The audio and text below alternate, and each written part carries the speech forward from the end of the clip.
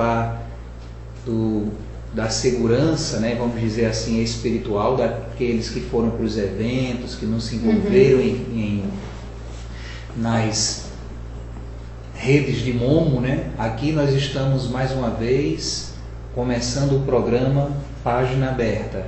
Queiroz, Marilourdes. E hoje nós vamos pegar do livro Pão Nosso, autoria de Emmanuel, a segunda mensagem que traz justamente a calhar nesse momento uma reflexão muito boa, pois o título chama-se Pensa um pouco. Ok? Então, ele vai extrair justamente de João capítulo 10, versículo 25. As obras que eu faço em nome de meu Pai, essas testificam de mim.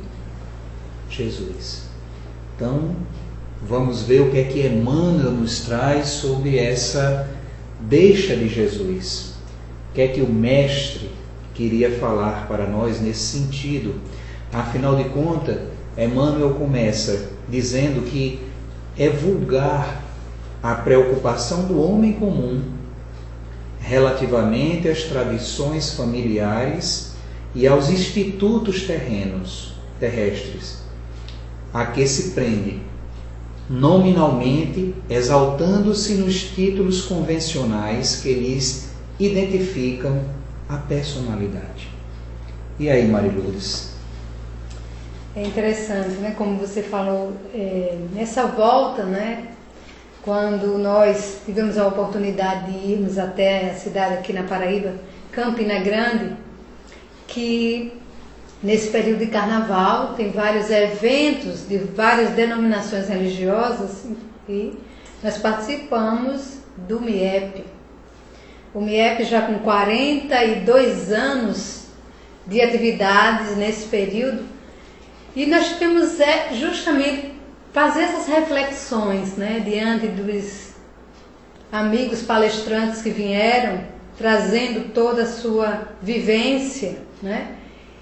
E aí a gente começa, né, Queiroz? Nós ficamos justamente pensando, analisando o nosso trabalhar, o nosso vivenciar. E quando Emmanuel coloca que a nossa preocupação é sem sentido, ele coloca até a palavra é vulgar, ou seja, não tem muita importância com relação às tradições familiares, né? O nome que temos, essa coisa muito mais formal, a família tal, sobrenome tal, mas exaltando-se o quê? A personalidade. E foi muito disso que a gente conversou. É interessante como veio justamente somar com a vivência, né, que tivemos dessa fala de Emmanuel sobre como sair da personalidade e vivenciar realmente, vivenciar as questões mais espirituais, a busca dessa experiência com o divino, com Deus, com a vivência aqui na Terra, nessa busca que nós queremos. Porque, afinal de contas, né, Mary, a gente vê uma eterna luta até de rivalidades entre famílias, né, para saber se a família A é melhor do que a família B, lutas partidárias, políticas ou apolíticas, atrás de cargos, né, pessoas que deixam seu lar no instituto mesmo ali de trabalho, de realização, de educação, para literalmente isolar-se na busca por um título acadêmico, por uma posição social, para ganhar mais dinheiro. E aí Emmanuel nos chama a atenção, será que isso é o essencial? Será que isso é o extremamente necessário? Não é? Afinal de contas, ninguém aqui está falando que essas coisas deixam de ser importantes. Obviamente que não, porque tudo vai levando o indivíduo a desenvolver sua intelectualidade, né? A refinar, digamos assim, a sua linguagem, o seu trato, mas, em contrapartida, né, o que é acessório vai se tornando essencial. E o indivíduo vai deixando de lado justamente essa parte necessária que a famosa questão do conhece-te a ti mesmo. Isso é tão interessante, porque às vezes não sou eu sou o meu nome, o meu sobrenome, né? Então, Emmanuel faz, nesse primeiro, ele é forte na sua colocação, né? Que o homem comum está preocupado, nós muitas vezes estamos preocupados com essa estrutura, que é uma estrutura material, da persona, do que somos nesse momento como personalidade.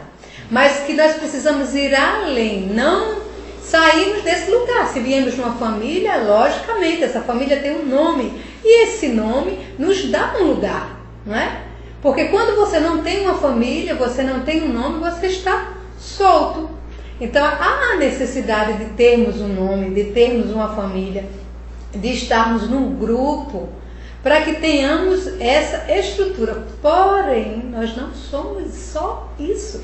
Afinal de contas, todas essas estruturas têm que nos dar, estão para nos dar condições de irmos além. Sim. E não de nos prender, como Emmanuel fala aqui. Isso. Né? Que nominalmente a gente fica preso a essas questões, exaltando-se, né, nos títulos convencionais que lhe identificam justamente a personalidade, deixando de lado o ser essencial. É isso? E nos faz pensar como a doutrina, na questão de compreendermos das nossas vidas sucessivas, em que a persona Mariluz de hoje, uma outra vida teve um outro nome, pode ter tido uma outra família, teve um outro sobrenome, mas eu não estou e não sou, na essência, dividida. Né? Hoje eu estou com essa personalidade, mas eu sou além disso. E é esse detalhe que Emmanuel vai trazer na sua fala, nessa linguagem forte que ele começa a nos aguçar o nosso pensar, no sentido do que? Em que estamos presos na Terra? O que é que nos prende para que possamos realmente exercer o que viemos, o objetivo pelo qual estamos aqui? E ele continua dizendo, né? Justamente testificando esse contrassenso. Ele diz o seguinte: entretanto, a vida verdadeira... Na vida verdadeira, criatura alguma é conhecida por semelhantes processos. Que vida verdadeira é essa que Emmanuel fala? É óbvio que é a vida espiritual. Né? Cada espírito traz consigo a história viva dos próprios feitos. E somente as obras efetuadas dão a conhecer o valor ou o demérito de cada um. Sim. As obras efetuadas. Não é? Porque a realização é que é a questão. Realização de quê? O que é que me fundamenta a vida? Não é?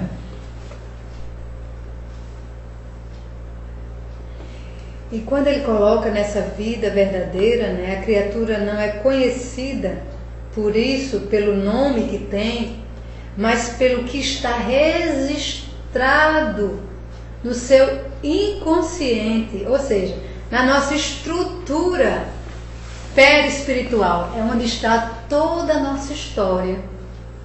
Tudo que nós vamos vivendo, construindo, é o que nos preenche, é o que nos torna realmente o que somos, né? É tão interessante, e eu estava lembrando agora, que era hoje, da fala, se eu não me engano foi de Sandra Borba, que nós temos um carinho imenso, quando ela falava, as pessoas, ninguém leva nada, materialmente falando, ninguém, nós não vamos levar nada quando saímos daqui. E tem aquelas pessoas que imaginam que, né, ela falando da história daquele se deixo para, ou seja, realmente você, não, o testamento, você não ia levar nada, então você realmente vai deixar. Mas o que é que a gente leva? Essa é a grande questão. As coisas materiais nós sabemos que vamos deixar aqui. Mas o que é que nós estamos levando? O que é que nós estamos construindo? O que é que nós estamos registrando no nosso notebook, no nosso computador espiritual? Que está tudo registrado igual os computadores que estão aqui, que registram as nossas conversas e os outros programas. Também o nosso ser registra, né? Tudo que nós fazemos. É justamente isso, Flávia, que a gente está discutindo aqui, né? A Flávia Melri, ela fala aqui que se sente um peixe fora d'água. Não sente que faz parte de uma família, de uma sociedade. Sinto que faço parte de uma família, de uma sociedade, ela diz. Acabo dando mais valor a formalidades, ao social, para que sentir parte, eu acho que ela quis dizer, do que sentir parte de algo, não é? Mas, querida Flávia, por isso que a misericórdia de Deus ela é tão grande e nos favorece com tanta mensagem, né? É por isso, só o fato de você esboçar essa sua consideração, entender isso, né? Como nós também de vez em quando deixamos de lado o essencial e nos envolvemos com coisas que, digamos, poderia ser deixado de lado, né? Poderiam ficar em segundo plano. Mas a misericórdia de Deus, ela é tão fantástica, tão tremenda, que nos favorece essas mensagens maravilhosas como essa que Emmanuel está trazendo agora no livro Pão Nosso, para que a nossa reflexão, a nossa desdita, ela possa ser alterada por algo mais eficaz, por algo mais, digamos assim, essencial, não é? Porque qual o tema da vida? Amor. E o amor é tão interessante, o que Jesus nos trouxe é tão assim ímpar, que Paulo em Coríntios foi capaz de dizer, né, que está lá em Paulo, 2 Coríntios, versículo 15 e 14. O amor do Cristo nos constrange. Olha só o que Paulo sentiu. Porque toda a vida do Cristo foi justamente exemplificar esse caminho, mostrar essa realidade de que precisamos, né? E do que devemos, por então, valorizar verdadeiramente. E ele foi tão ímpar nesse sentido de nos mostrar esse caminho, de realizar em si a unidade de Deus. Porque nós não estamos apartados dele, do Pai. Nós também fazemos parte dessa unidade, né? Mas como André Peixinho falou no nosso encontro, a gente anda tão atarentado com a mente, né? Tão acelerada nas informações, nas coisas, que a gente esquece de que para sentir Deus a gente precisa entrar literalmente num vazio das coisas, né? Num silêncio existencial onde você possa ouvir a energia cósmica de Deus, não é? Então, graças a Ele, nada está perdido, né, Mary? E esse amor do Cristo, ele nos constrange em momento, mas esse constrangimento vai fazendo-nos, pouco a pouco, entender. E eu repito, só o fato de estarmos aqui, nesse momento, sentindo e botando, né, tendo a coragem de colocar isso para fora, já é um excelente passo para que a gente possa, porque eu costumo sempre dizer, o importante não é o indivíduo jamais cair, mas se ele cair, ele entender que caiu e entender o porquê da queda e se erguer. E mesmo que nesse erguer seja preciso levantar as mãos e pedir ajuda, não é? Porque muitas vezes a gente não consegue ir no caminho sozinho. A gente precisa de uma ajuda, de um auxílio, de um estímulo. E o amor desse ser maravilhoso, esse guia e modelo que nos traz Jesus, que nos traz Deus em essência e em evidência para as nossas vidas e nossas realizações, que é o Cristo, né? Jesus de Nazaré, nos dá toda essa oportunidade, nos lança literalmente as suas mãos para nos levantar e para nos dar essas oportunidades sempre que precisamos. Sempre que precisamos. Não é isso, Maria Luiz? E só ainda em resposta à nossa amiga, muitas vezes nós precisamos nos ouvir, né? Se nós estamos nos sentindo não estamos nos sentindo parte de algo, nem da família, e estamos buscando sentir isso através das coisas mais formais, isso vai nos distanciar ainda mais. Nós precisamos começar a entrar num encontro conosco. Comecemos a nos ouvir, a sentir quais são as nossas necessidades. E o que é que nós estamos fazendo de concreto, indo além disso, para buscarmos estar interagindo, para buscarmos estar em contato.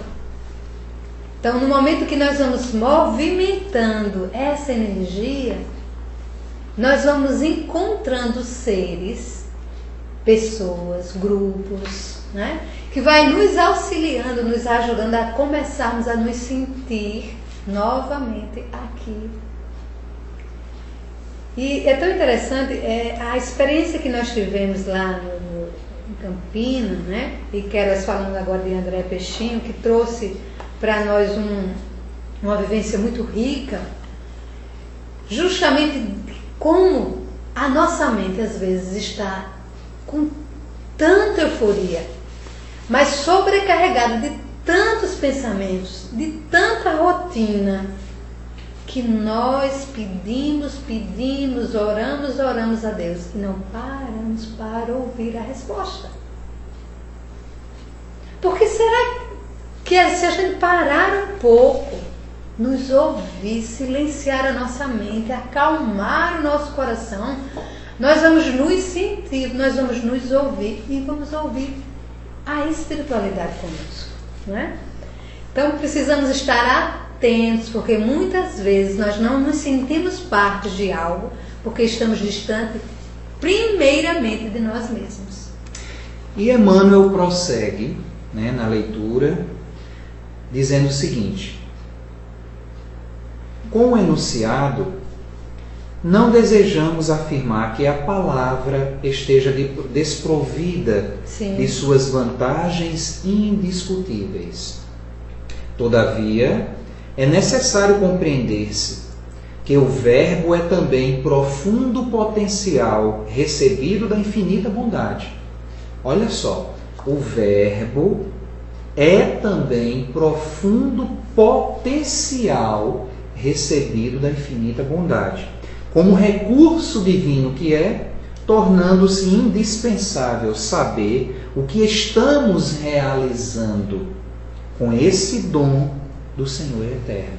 Tem gente que diz, né, que a palavra tem poder, a palavra tem força, né? Então, se a gente se sente em algum momento numa encruzilhada, num momento de desfavorecimento, vibrar com essa energia no verbo é literalmente buscar uma queda. Mas, se eu me enlaço na fé da vida, se eu me reconheço nesse amor, misericórdia que transcende, que Jesus nos trouxe, aí a gente vai ter aquele átimo que a fé nos proporciona e que Chico recebeu como mensagem quando também sentiu-se aturdido, né, atribulado, e solicitou a Emmanuel uma mensagem de Maria. Lembra? Quando ele estava muito agoniado com algumas situações que estavam lhe perturbando também, literalmente retirando a sua estrutura de fé e de trabalho. E Emmanuel trouxe a mensagem de Maria, divinamente entendida por Chico. Isso também passará, né? Ou seja, Chico entendeu que o momento da dificuldade era um momento para soerguer-se, para reformular os rumos, para alimentar e robustecer a sua fé. Porque o propósito é maior. E qual o nosso propósito na vida? É atingirmos a culminância do entendimento de nós mesmos. E nem sempre a gente vai conseguir o ápice, o tudo, mas é fundamental que a gente tenha, né, o ímpeto de toda vez que sentir-se numa situação assim desfavorável, a gente não perder a fé em Deus. A gente ter a palavra que ergue, né? A busca na verdadeira fé. Não, tudo está certo, tudo está coerente. E que isso também passará. Eu não estou aqui para ser um mendigo, para ser um derrotado ou uma derrotada. Eu estou aqui para aprender. E nesse aprendizado eu tenho as ferramentas, tenho as pessoas, tenho a família de que preciso para me mostrar cada ponto em que eu deva fundamentar o meu trabalho de conhecer-me. E que nesse propósito eu enxergo as coisas, eu enxergo as pessoas, as circunstâncias como professores, como auxiliares da lei que nos favorecerão o despertar para a felicidade, o encontrar do rumo certo.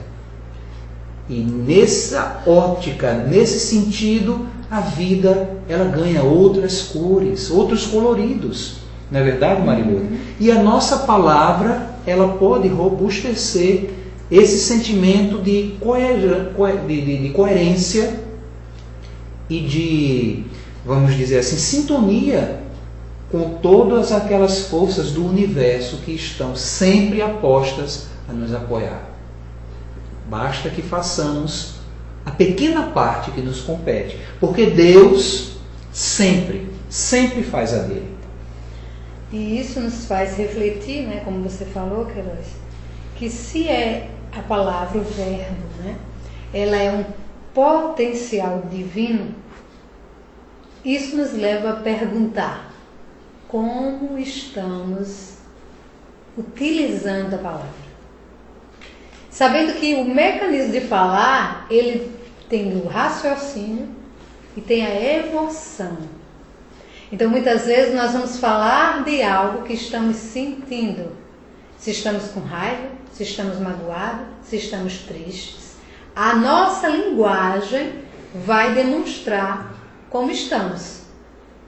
Então, precisamos ir compreendendo que a nossa palavra tanto pode fortalecer o outro, ajudar o outro. É um mecanismo divino. E nós vamos escolher que lugar nós vamos dar a esta energia, a esse lugar, a essa possibilidade de favorecimento ao nosso desenvolvimento e ao estar com o outro, né, em comunicação. Então, a afirmativa, continuando aqui, posso ler? Pode ir adiante. A afirmativa de Jesus, nesse particular, reveste-se de imperecível beleza. Né? Não é? Diga aí. O amor do Cristo nos constrange. Né? E Emmanuel puxa justamente a palavra, né, das obras. As obras que ele fez. Em nome de quem? Em nome do Pai. Pois elas testificam dele. Né? Então, Emmanuel diz aqui que essas palavras, elas possuem uma imperecível beleza. Por quê? Porque o que vem de Deus sempre será. Tudo passa, mas o que é de Deus sempre permanecerá. Né? A gente vê aí tantos trambolhos, tantas dificuldades no entendimento. Né? Tem até um trecho aqui que eu baixei da internet, do Centro de Estudos Espíritas Paulo Apóstolo, que ele diz o seguinte: é lamentável compararmos a distância entre a conduta filosófica de Jesus e a estreita visão teológica das religiões dominantes, acomodada no culto de mera adoração exterior de um mito. Porque Jesus é uma vivência, Jesus é uma realidade, é um ser que veio para nos mostrar o caminho, e não para ser endeusado ou entronizado, ou testificar um julgamento qualquer, como muitos irmãos outros, né, de outras religiões o falam. Né? E ele continua dizendo aqui, acomodada ao culto de mera adoração exterior de um mito, um homem-deus, inacessível. Eis o problema. A gente faz de Jesus um ser inatingível, né? Constantemente à mercê de nossos caprichos infantis. E como essa atitude impermeabiliza seus adeptos ao trabalho de autoconstrução real, que é o objetivo, que é o porquê dele ter descido lá do bem bom para entrar aqui, justamente nos mostrar, né, o trabalho da autotransformação real frente aos imperativos do mundo e às realidades transcendentes do espírito imortal. Jesus, ele viveu em sociedade, jamais negou a sociedade. Festejou quando foi de festejar, chorou quando teve de chorar, sorriu e se alegrou quando teve de se alegrar e sorrir, né? Andava na multidão, não se isolava, trabalhava, realizava, nos mostrando que essa necessidade é nossa também, da realização, não é? E Emmanuel convida-nos a refletir no trecho seguinte: o que diríamos de um Salvador, Mary, que instituísse regras para a humanidade sem partilhar-lhe as dificuldades e os impedimentos? Não é? Porque ele, por ser o governador da terra, ele podia ficar no seu gabinetezinho lá no bem bom só mandando.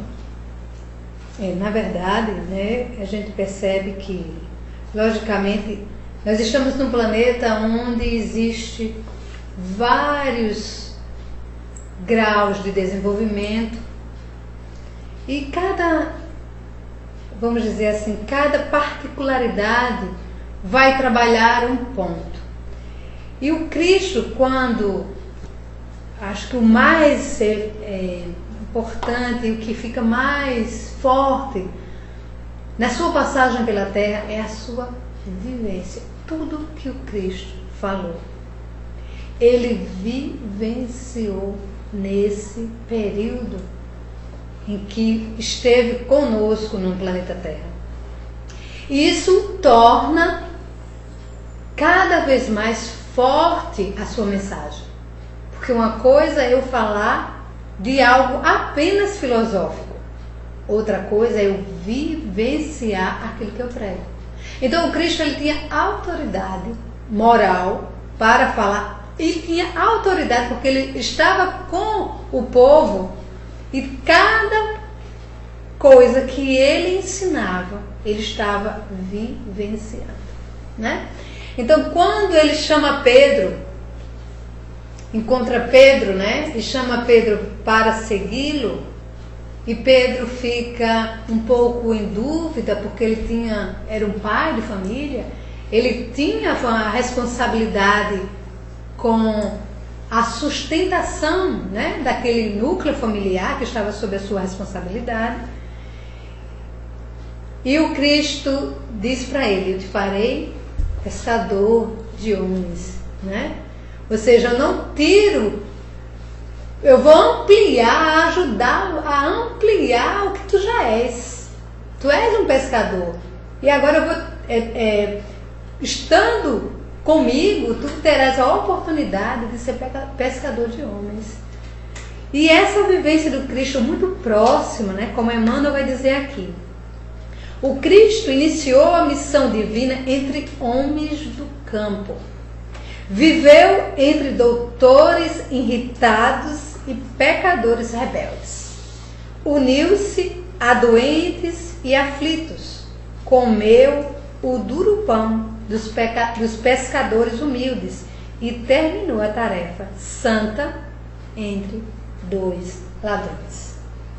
Então, o Cristo estava na vivência junto daquela sociedade da época, em todos os seus níveis, né? Desde os homens do campo, porque se a gente for observar na fala do Cristo, ele utilizava de parábolas que tinha referência com aquela vivência. Se ele tivesse com o homem do campo, ele daria a parábola que trazia uma mensagem universal, espiritual, mas que traria um exemplo daquele povo que eles estavam vivendo.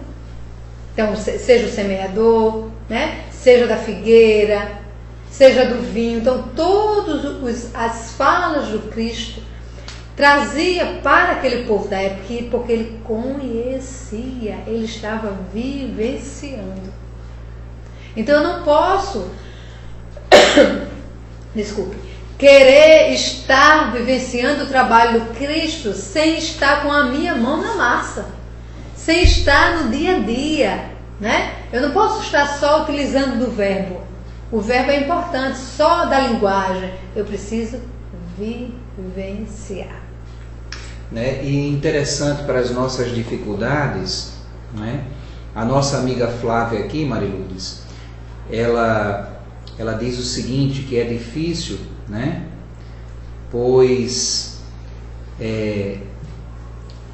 ela pergunta como conviver com quem não quer a sua companhia, como crescer se ninguém da família se gosta. Como crescer se ninguém da família se gosta? Aí, Flávia,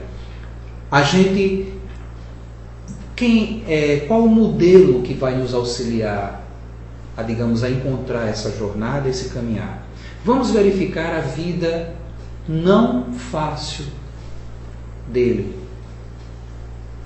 O ser de luz, governador espiritual, confundido até pela sua grandeza, pela sua excelsa virtude de ser com o próprio Criador, com o próprio Deus. A vida do Cristo foi fácil? Né? Olha o que Emmanuel diz. O Cristo iniciou sua missão divina entre homens do campo, né? Ele, o Mestre, não se esquivou de estar no meio de pessoas simples e rudes, não é? Viveu entre doutores irritados e pecadores rebeldes. Tem coisa pior do que você estar no meio de pessoas que se acham que são, como diz a história, a bala que matou João Lênin. Não é verdade? Imagine o que o Cristo não deve, porque no Evangelho tem um pedaço ou outro, mas imaginemos que deve ter havido muito mais coisas piores que Jesus suportou, não é? Afinal de contas, os doutores, eles se achavam e por isso não admitiam que ninguém discordasse dele. Aí Emmanuel diz, doutores irritados e pecadores rebeldes. E ainda era pouco, não. O Cristo ainda uniu-se a doentes e aflitos. Eu fico imaginando quando o povo, porque a gente sabe que quando se dá uma dica de que alguém está tendo um benefício numa coisa ou noutra, menino, a multidão se aglomera de uma sorte que a vida daquela pessoa torna-se até difícil de respirar e viver. Imaginemos Jesus curando, falando, né, de um contexto totalmente assim, mágico, vamos dizer, para aquela posição. Imaginemos Jesus e ele não se esquivou. O assédio desses doentes, os assédios desses aflitos. Ele que podia materializar o manjar dos deuses. Porque Jesus, conhecedor de todas as leis, ele manipulava os fluidos. De 3 pães e 2 peixes, ele tirou o alimento para uma multidão inteira. Mas ele comeu o pão duro, né, dos pescadores humildes. Ele partilhou daquela mesma comida, daquela mesma situação ali, não se esquivando, não se achando mais, mas mostrando e dando o caminho, né? E terminou a tarefa santa de que forma? Compreendido, né? Santificado, não. Martirizado entre 2 ladrões, preso, espancado em uma cruz de madeira. Mas qual foi a sua última frase em prol de todos esses que até hoje, como eu, Mary, como tu, como o Victor que está ali, os 2 Victors, né, ajudando na transmissão ali, e a nossa amiga aqui, que está de lado também acompanhando o trajeto, devemos ter jogado pedra na cruz naquela época, e ainda estamos dando muito trabalho a ele. Mas mesmo assim a palavra dele, sempre que a gente erra, sempre que a gente quer desistir, é Pai, perdoa-os. Ele não sabe o que fazem, não é? Então o exemplo de Jesus é o enfatizar de que a vida é de dificuldades, mas não são dificuldades intransponíveis. São dificuldades que vão mostrar, às vezes, até uma força que a gente desconhece que tem. Né? Vai nos fazer encontrar muitas coisas, muitos potenciais que eu nem sonho que tenho, mas está ali, ó. Só esperando que a gente acorde, que a gente desperte pelo trabalho, pela labuta dura mesmo, pelo entrave das incompreensões, né? Pelas dificuldades que não são gratuitas nem fortuitas. São providenciais. Providenciais porque farão parte. E eu tenho certeza, tudo que acontece na vida, pelo menos comigo é assim, eu tenho certeza que qualquer um de nós também é. Quando chega a dificuldade, a gente tem até medo, a gente tem até receio. Mas depois que a gente passa por ela e percebe o crescimento que foi, se tivesse que passar de novo, eu passaria novamente. Eu reviveria a situação que me fez um ser melhor do que ontem. Não é isso, Mary? Então, veja quanta coisa maravilhosa Jesus nos exemplifica para que a gente possa pensar um pouco. Né, Mary? Quer continuar? Isso nos faz pensar, não é? Da importância do exemplo do Cristo e do Evangelho. Como nós precisamos ler mais o Evangelho, que conta justamente todo esse movimento do Cristo, né? E como ele não se esquivou das vivências, ele enfrentou, nos dando a condição de que nós também podemos enfrentar as nossas diversidades e buscar realmente cada vez mais fortalecermos, buscar através do estudo da doutrina, buscar através dos centros que promovem trabalhos sociais que nos ajudam a sair, às vezes, do nosso comodismo, ou da nossa dor, da nossa angústia, e utilizar da caridade, utilizar do trabalho, para que a gente possa estar mais fortalecidos, porque muitas vezes a nossa vivência em família traz muitas dificuldades, como foi colocada, mas nós podemos compreender que nada na nossa vida também ocorre por acaso. Tudo tem uma programação e precisamos não ter dúvidas que toda programação, todo núcleo social que estamos inseridos tem um objetivo, que é o nosso crescimento. Então, se estamos diante de tanta dificuldade, precisamos ir justamente compreendendo que ali está um mecanismo de aprendizado. Que seja fácil? Não, mas que nós podemos conseguir. Prossegue aqui. Jesus, naquele texto que eu falei de estudo que eu tirei, Jesus cumpriu sua missão divina, destilando-a do exemplo e da conduta, vivenciando-a ao extremo, através de seus próprios ensinamentos, que para a época e até hoje são revolucionários. Sim. E transcendentes, deixando claro que há um abismo a ser transposto entre filosofar e servir.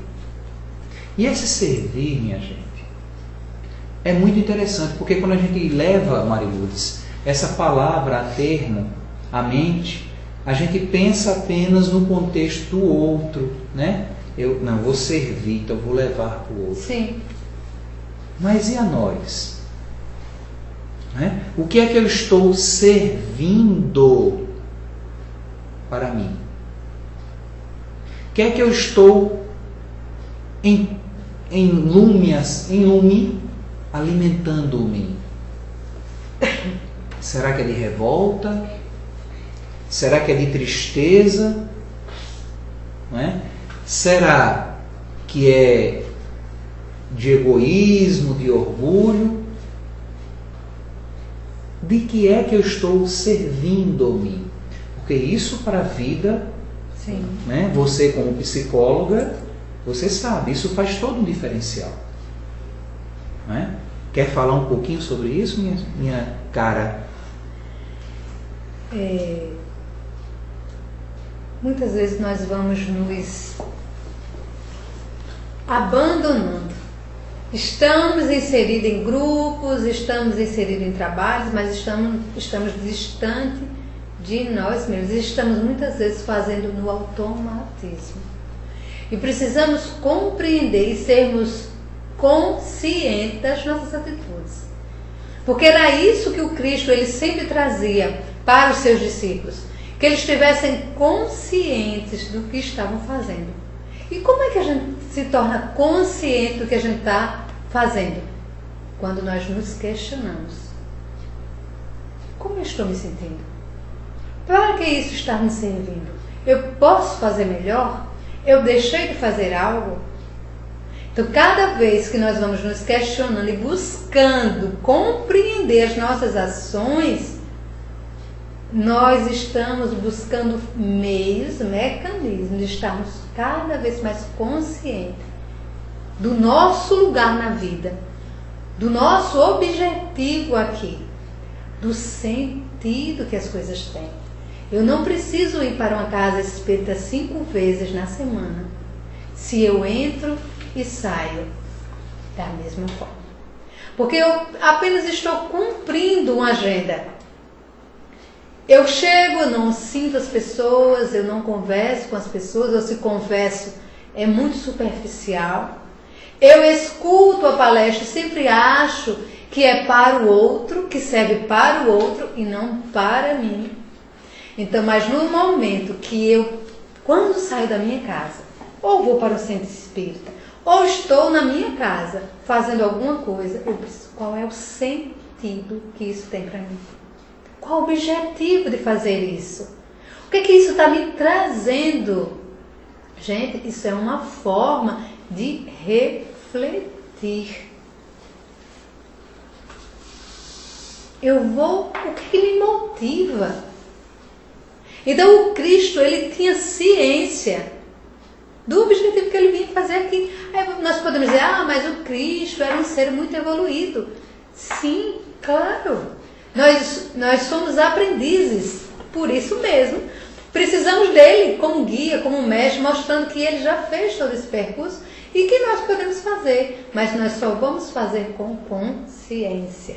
Essa hora. E Emmanuel termina a sua mensagem, que nós proveitosamente aprendemos hoje, né, a pensar um pouco, fazendo uma pergunta. Uma pergunta para a gente, bem interessante essa pergunta. O que mais desejas? Diante de tudo isso, né, que o Cristo deixa para nós. Né? Porque o Cristo, né, ele não teve vida fácil. Ele mostrou, inclusive, como superar dificuldades. Como vencer a dor, a iniquidade, a indiferença, a ingratidão. Tudo isso Jesus mostrou-nos como tirar de letra, vamos dizer assim. Aí Emmanuel prossegue.